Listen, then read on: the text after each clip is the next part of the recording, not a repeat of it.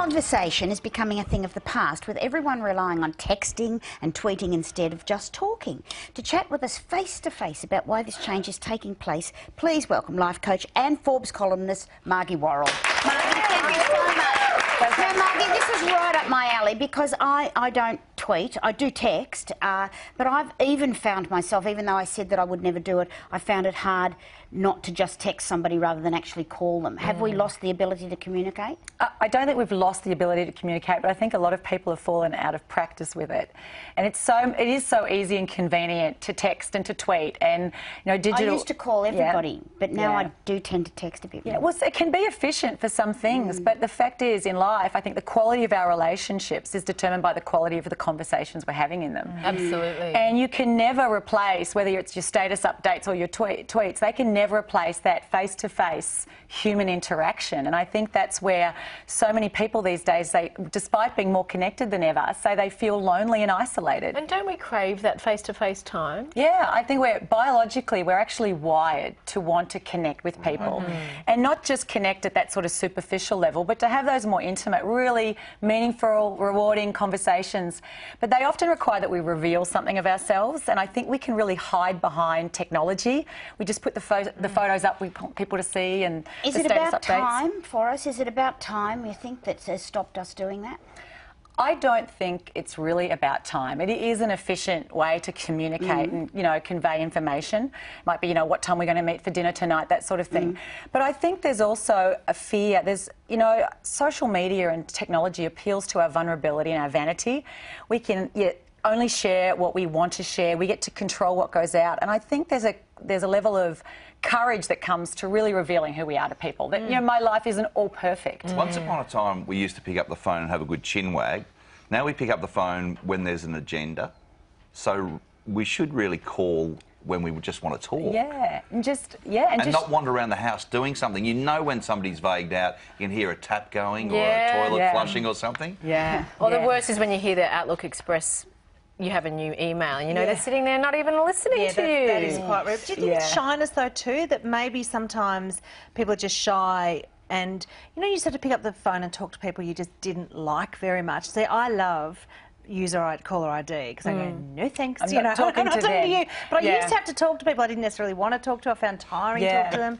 And I think you get better at it. And I think of younger people, often they avoid those difficult conversations. They text to someone they're breaking up with them. They do. You can hide it. It's much easier. You stay in your comfort zone. It's much safer. That's why people sometimes have that false sense of bravado. They put things online that they wouldn't share in person. And I think with young people, as parents, I've got 4 kids. I know, you try and let them know you cannot do everything via texting and SMSing and Facebook, whatever it is.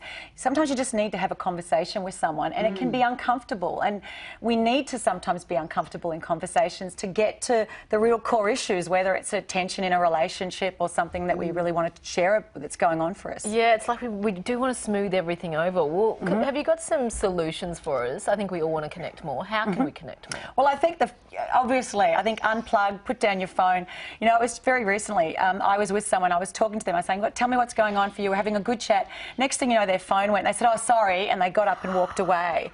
And, and in that moment, we lost that opportunity to really have a good conversation. So I think not just be with people. If you want to have better relationships, get together with people more often.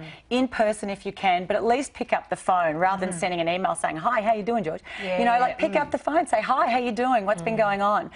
But when we're with people, it's the quality of the presence too. So really being with people, listening to them, being curious, saying, how are you? What is going on? And also just sharing openly what's going on for us, rather than, oh, everything's fine in my world, because we connect with people more deeply when we really share not just the good, but what we struggle with as well. It's about facial expression too, isn't it? It's about actually seeing somebody and how and if they're giving you bad news or good news, you read so much from their body and their face. The ambiguity's gone. There's so much ambiguity in email, but eye to eye, I know what you're thinking. Up that I can tell things aren't really fine, even though you just said it was fine. And there's that exchange of energy that you cannot get behind the monitor. And there's also that lovely thing, if you have a friend over for a cup of tea, and you can kick off your shoes and you can have a bit of silence as well, and you can do things together, like make something.